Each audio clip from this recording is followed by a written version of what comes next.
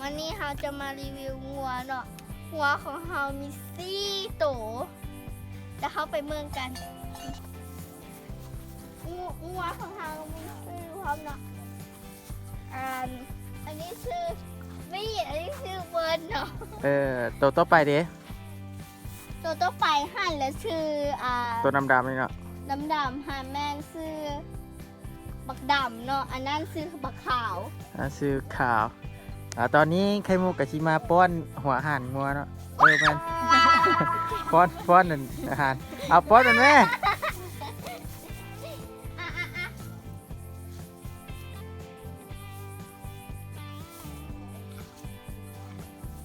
แต่ว่ามันกินไปแต่แซ่บเลยนะ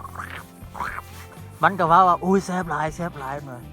อันนี้ชื่องัวบีอันนี้ชื่องัวเบิ้ลแล้วบัดนี้เขากับไปเบิ้งกันนะเงินพาไปเบิ้งเงินเนี่ยเงินอยู่ไปแนะนำกล้าเลยอันนี้แกกล้าอันนี้แม่หลานเด้อ ลานซื้อยังชื่อบักก้าซื้อกล้าเนาะ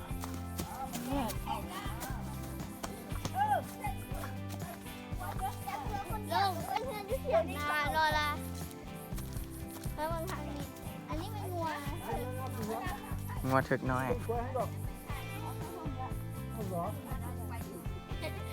ย้าใจว่ากำลังย่างไปทงนาเนาะระวังจะเลือกตากล้องนะก่อนอันนี้แม่ทงนาที่เข้ามันขึ้นแล้วเนาะค่ะนี่ค่ะข้าวมันกินยังไม่ได้ต้องเอาไปหุงก่อนไปตัวอย่างไปฮอดบ้านหลังนี้จ้าบ้านอยู่ใส่บ้านนะบ้านอยู่เพิ่งหลัง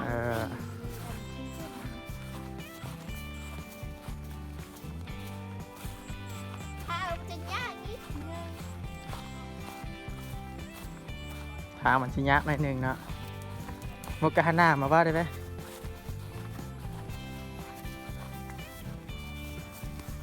ระวังเรื่องมันมีขุมแต่ละบอนนี่คือวิวบรรยากาศเนี่ยเว้ยเข้าอันนี้เป็นดงทองเนาะ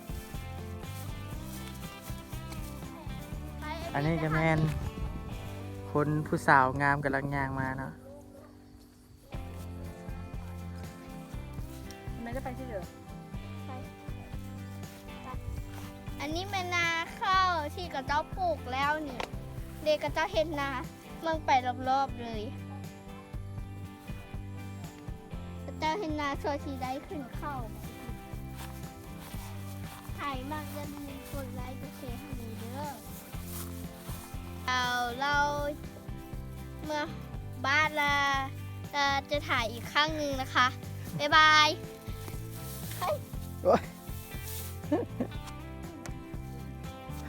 อันนี้สวนดอกบัวสีบัวพากระจุกเมืองเลยงามเนาะไปงามต่อทานมากเลยเจ้ารู้สึกได้ไหนที่ว่ามามื้อนี้เป็นได้ไหนมวยลายเมื่อยลายปะมวยลายมวยลายอ๋อมวยลายนางสาวมอยก่อนวันนี้เอาจะพาไปเก็บหมกคอมเนาะแซ่บหลายเอาให้เจ้าหมกคอมก่อนเป็นหมกคอมดำเป็นจักซี่เด้อหมกคอมน่ะไม่ใช่หรอวะเด็ดมากพวงแบบเด็ดนี่ค่ะหมกคอมยั่วๆจ้าเด็ดเป็นกุ๊กเลยคือมะขามเลยไป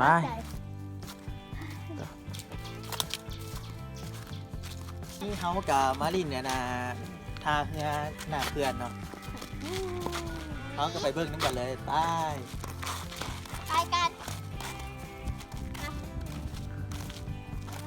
ตัดกล้องไม่ไว้ตัดกล้องเราจะตัด กล้องไว้กล้องเอามาลงไปลงเลย เอาลงไปเล่น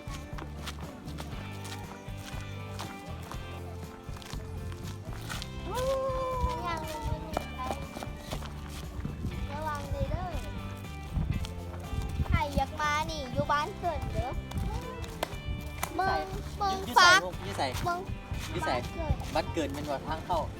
วัดสันบ้านเกิดแล้วขี่มาเลย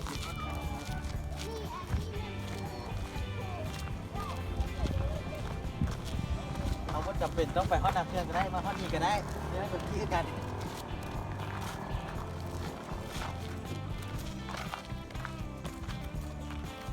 เฮ้ยแต่บรรยากาศวิวงามปะ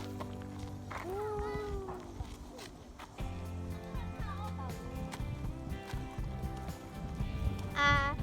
บรรยากาศนี่แม่นเริ่มหนาวแล้วเนาะส่วนฟากนั้นฮะนะฝนเริ่มสิตกมานี่น้ำมันเป็นตะลิ่นแล้วเพราะว่าฝนเริ่มยิบมาใส่แล้ว เฮ้ยแต่บรร มาขึ้นนะมา บรรยากาศอยู่นี่คักปะอู้มีไก่ตายมุกระวังเบิ่ง